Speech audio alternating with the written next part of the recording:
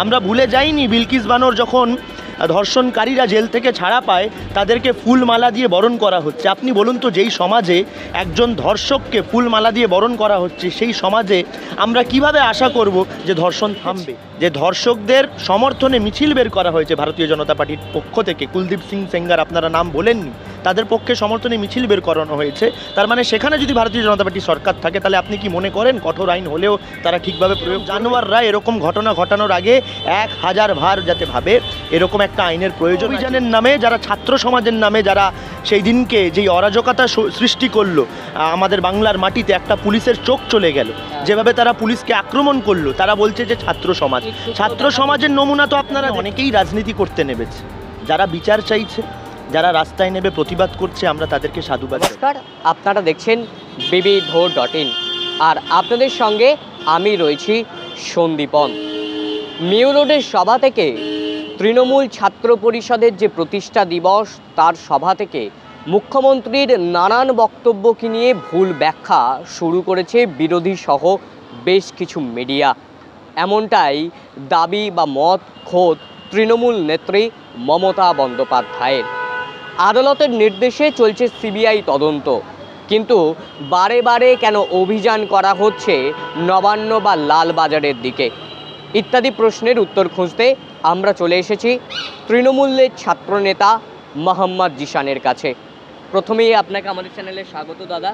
ধন্যবাদ জানাই, এবং তোমাদের বিবিধ নিউজের যেই সমস্ত দর্শকরা আছে তাদের সকলকে অনেক অনেক শুভেচ্ছা, এবং তোমরা যারা আছো বিবিধ নিউজের সাথে জড়িত, তোমাদেরকেও আগামী দিনের জন্য অল দ্য বেস্ট।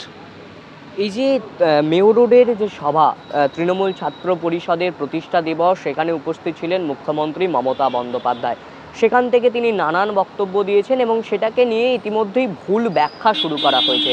বিশেষ করে যে একদম হচ্ছে যে ফুঁস করার যে মন্তব্য, সেটা নিয়ে ভুল ব্যাখ্যা, এমনটাই দাবি করছেন তৃণমূল নেত্রী।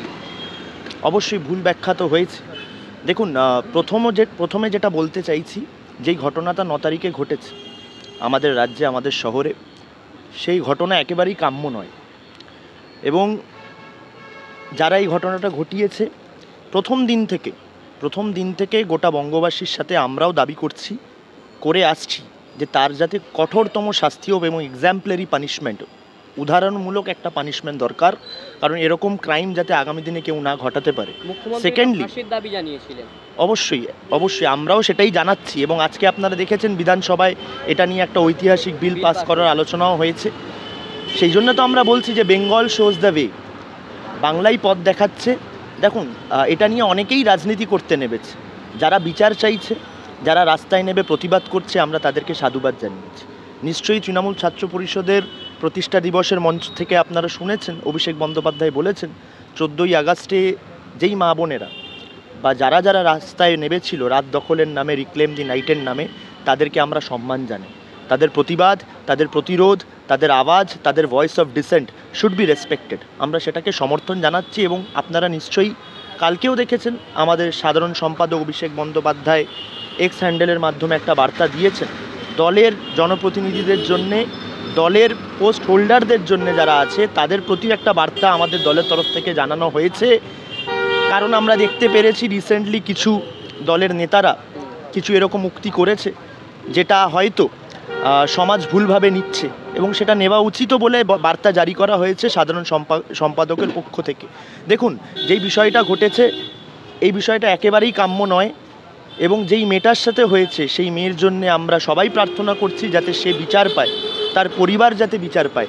এবং তার সাথে সাথে এটা ভুললে চলবে না, আপনাকে ডিফারেন্সিয়েট করতে হবে। দেখুন, একটা ঘটনা ঘটেছে, আপনারা রাস্তায় দেখছেন জুনিয়র ডাক্তাররা নেমেছে, লালবাজারেও তারা এখনও আছে, তারা পদত্যাগ চাইছে কমিশনার অফ পুলিশে। তাদের সমস্ত দাবি দাবা, তাদের প্রতিবাদ, সব কিছুকেই আমরা কিন্তু সম্মান জানাচ্ছি, আমরা কিন্তু সেটার বিরোধিতা করছি না। সেকেন্ডলি, আমরা কিসের বিরোধিতা করছি এটা আপনার দর্শকদের বুঝে নিতে হবে। যারা বিচার চাইতে নামছে তাদের সাথে আমরা একমত, কিন্তু যারা বিচারের নামে যারা রাজনীতি করতে নেমেছে, যাদের কাছে প্রাইমারি ফোকাস বিচার নয়, যাদের কাছে প্রাইমারি ফোকাস হয়ে উঠেছে মমতা বন্দ্যোপাধ্যায়ের পদত্যাগ, সেখানে আমাদের অসুবিধা আছে। কেন বলছি? দেখুন, আমরা তো একটা সংবিধানের মধ্যে দিয়ে চলি। আজকে আনার্কিজমকে আমরা অ্যালাউ করতে পারি না। কিছুদিন আগে বাংলাদেশের ঘটনা আপনারা দেখেছেন, বাংলাদেশের আগে শ্রীলঙ্কা আপনারা দেখেছেন। অনেকেই হয়তো সেই আন্দোলনকে ভালোভাবে নিয়েছে, বাট আমরা ব্যক্তিগতভাবে বাংলাদেশের আন্দোলনকে ভালোভাবে নিইনি। কারণ যেই আন্দোলনের নামে হাজার হাজার নির্দোষ মানুষ মারা গেল, যেই আন্দোলনের নামে বাংলাদেশ পুড়ল, যেই আন্দোলনের নামে থানা সমেত পুলিশদের জ্যান্ত পুড়িয়ে দেওয়া হলো, সেটা কখনো আন্দোলন হতে পারে না। আমরা মনে করি সেটা আনার্কিজম, এবং সেরকম আনার্কিজম আমরা পশ্চিমবাংলায় কোনোদিন অ্যালাউ করতে দেব না।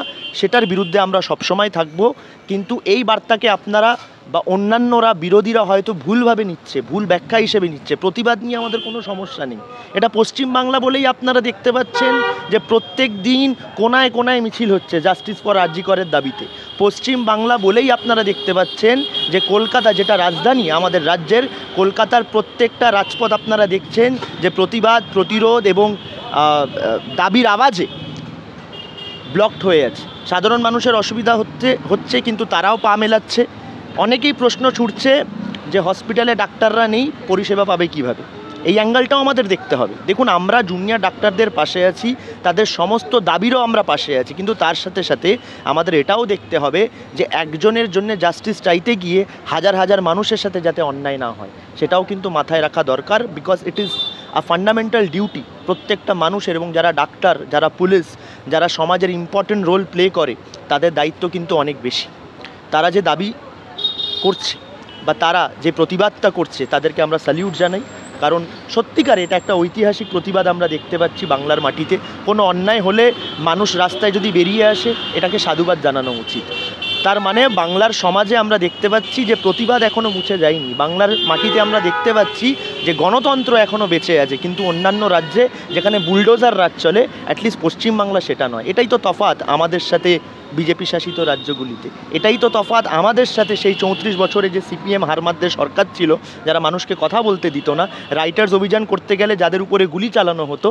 এই সরকার কিন্তু তৃণমূলের সরকার নয়। তৃণমূলের সরকার বলেই আজকে মানুষ স্বতঃস্ফূর্তভাবে, প্রত্যেকটা কমিউনিটির মানুষ, প্রত্যেকটা ফ্র্যাটার্নিটির মানুষ রাস্তায় নেমে প্রতিবাদ করতে পারছে। তার কারণ এই রাজ্যের নাম পশ্চিমবাংলা, তার কারণ এখানে সরকার যেই দলের, সেই দলের নাম তৃণমূল কংগ্রেস, এখানে মুখ্যমন্ত্রীর নাম মমতা বন্দ্যোপাধ্যায় এবং আমাদের সাধারণ সম্পাদকের নাম অভিষেক বন্দ্যোপাধ্যায় বলে আজকে বাংলায় গণতন্ত্র আছে।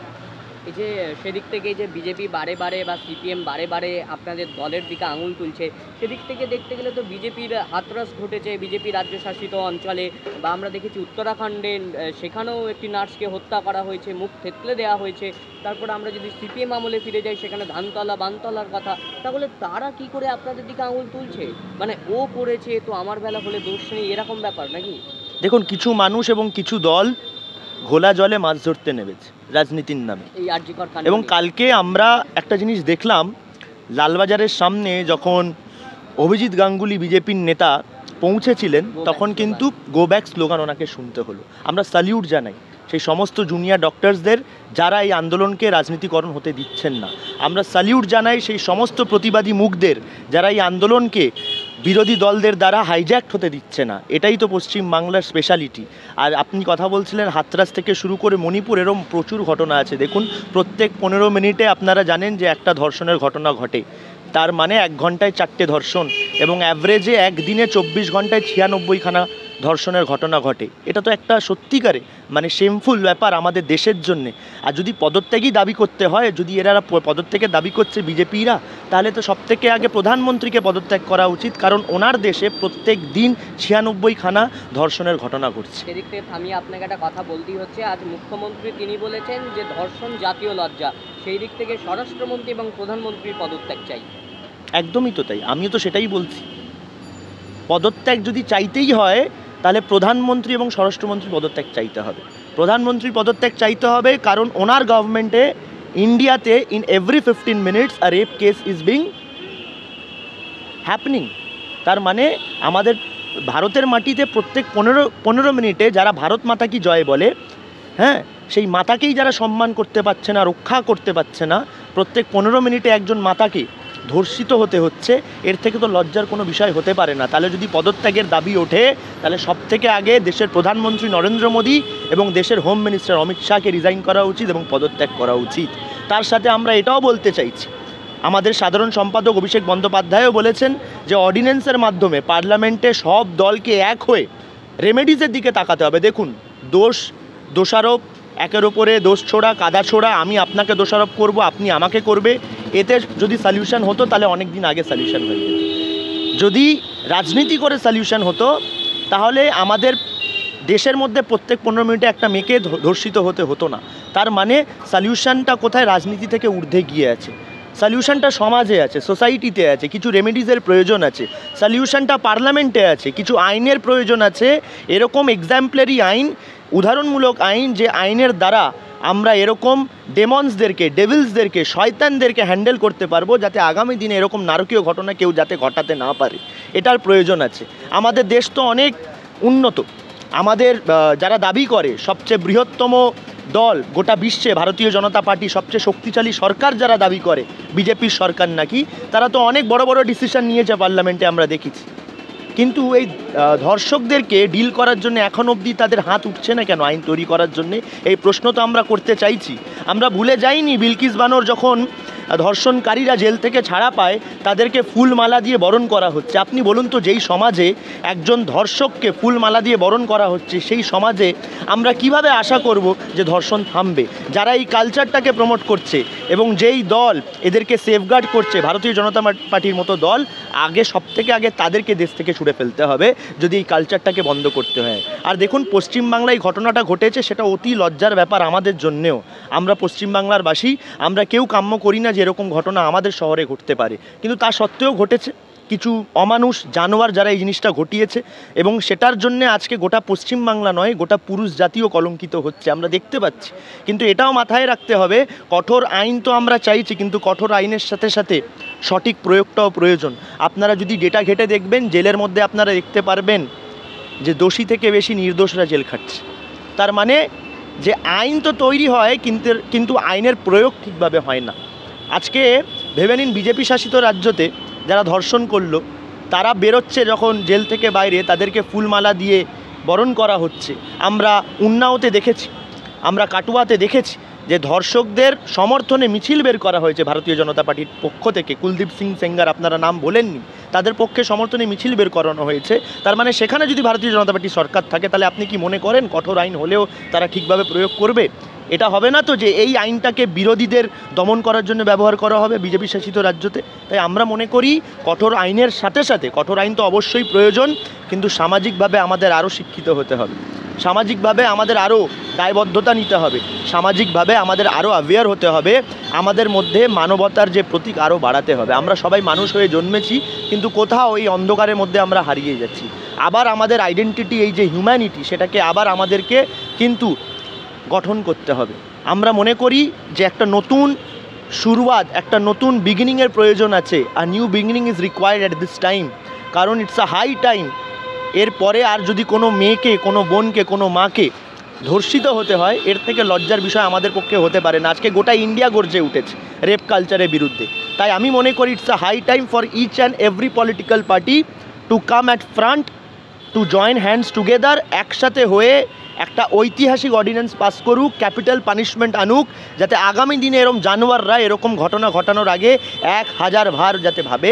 এরকম একটা আইনের প্রয়োজন আছে, এবং তার সাথে সাথে এটারও প্রয়োজন আছে কিছু দায়িত্বশীল রাজনৈতিক নেতা, যারা দেশের বড় বড় নেতা, যারা নিজেদেরকে দাবি করে আমরা বিশ্বের সর্বোচ্চ সবচেয়ে শক্তিশালী দল, বিজেপির কিছু নেতাদেরও দরকার আছে নিজের দলের সমর্থকদের, যারা এই সব ঘটনা করে বেড়ায়, তাদেরকে সেফগার্ড না করে তাদেরকে যাতে জেলের মধ্যে পুড়তে পারে বা তাদেরকে ফাঁসির মঞ্চ অবধি নিয়ে যেতে পারে। দেখুন, আপনি ক্রাইম তখনই আটকাতে পারবেন যখন আইনের সাথে সাথে গভর্নমেন্টও সেটাকে যাতে প্রমোট করার জন্যে আগ্রী হয়।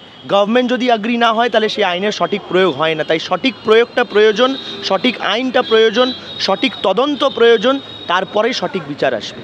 কোথাও গিয়ে কি মনে হয় যে আরজি করের এই যে কাণ্ডের যে প্রতিবাদ, সেই প্রতিবাদকে নিয়ে রাজনীতিকরণ চলছে? অবশ্যই রাজনীতিকরণ চলছে, কারণ আমরা দেখেছি 14 তারিখের রাতে যখন রাত দখলে ডাক দেওয়া হয়েছিল, সেটা অরাজনৈতিক কর্মসূচি ছিল। তা সত্ত্বেও আমরা আরজি করের গেটের বাইরে দেখেছি একটা বিশেষ রাজনৈতিক দলের যুব মোর্চার সংগঠন DYFI, Democratic youth federation of India, যেটা ইউথ উইং অফ CPIM, তাদের ঝান্ডা আমাদের চোখে পড়েছে, গোটা বাংলারবাসী দেখেছে যে সেই দিনকে অরাজনৈতিক কর্মসূচিকে কিভাবে ডিওয়াইএফআই হাইজ্যাক করে নিজেদের ক্রেডিট নিতে নেমেছে। আমরা দেখেছি কিভাবে নবান্ন অভিযানের নামে যারা ছাত্র সমাজের নামে যারা সেই দিনকে যেই অরাজকতা সৃষ্টি করলো আমাদের বাংলার মাটিতে, একটা পুলিশের চোখ চলে গেল, যেভাবে তারা পুলিশকে আক্রমণ করলো, তারা বলছে যে ছাত্র সমাজ। ছাত্র সমাজের নমুনা তো আপনারা দেখলেন। কেউ বলছে আমি ক্লাস 11-এ পড়ি, আমার বয়স 23 বছর, 23 বছরের ছেলে ক্লাস 11-এ পড়ছে। কেউ আবার বলছে আমি ইতিহাসে MBA করেছি, এটা হচ্ছে ছাত্র সমাজ। কেউ আবার বলছে আমি বিকম করে BSc করছি। তো এই ছাত্র সমাজের নমুনা আপনারা দেখলেন, এবং সায়ন লাহিড়ী থেকে শুরু করে আরও যারা যারা নেতৃত্ব দিয়েছিল এই নবান্ন অভিযানের, তাদের রাজনৈতিক ব্যাকগ্রাউন্ডও এখন কিন্তু মানুষের সামনে পাবলিক ডোমেনে আছে। তাই কারা এর পিছনে ছিল সেটা প্রমাণিত। তার বেল করাতে কারা গেল, শঙ্কুদেব পণ্ডা বিজেপির নেতা, এবং তার কর্মসূচি ডাক দেওয়ার আগে হাওয়াকে দিল বিরোধী দলনেতা শুভেন্দু অধিকারী। এবং সেদিক থেকে বলা যায় যে বহু রাজনৈতিক বিশ্লেষক বা বুদ্ধিজীবীরা প্রশ্ন তুলছেন যে পশ্চিমবঙ্গ ছাত্র সমাজ নামে আগে কোনো এরকম ছাত্র সংগঠনের নামই শোনা যায়নি। স্বাভাবিক। সেটা আপনি শুনেছেন? আপনি শোনেননি, আমিও শুনিনি, কেউ শোনেনি। সত্যি তো, ছাত্র সমাজের নামে এরকম কোনো সংগঠন আমরা দেখিনি। ছাত্র সমাজটা জাস্ট একটা অজুহাত। ওটা ABVP RSSের দ্বারা ডমিনেটেড এবং ম্যানিপুলেটেড একটা র্যালি ছিল, এবং যাদের মূল টার্গেট ছিল নবান্নয় গিয়ে ভাঙচুর করা এবং বাংলাদেশের মতো পরিস্থিতি তৈরি করা। বাংলাদেশে যে অ্যানার্কিজম হয়েছে সেটাই তারা চাইছে পশ্চিমবাংলার মাটিতে ঘটাতে। কিন্তু এটা ভুললে চলবে না, আমরা যারা বাংলায় বাস করি, আমরা যারা ভারতীয়, আমরা দেশের সংবিধান মেনে চলি। আমরা সংবিধানের বাইরে নয়, আমরা দেশের আদালত মেনে চলি। আমরা বিচার ব্যবস্থার উপরে আমরা বিশ্বাস করি। আমরা নিজের হাতে অস্ত্র তুলে বাংলাদেশ যেটা করেছে সেটা আমরা কখনো করতে পারি না।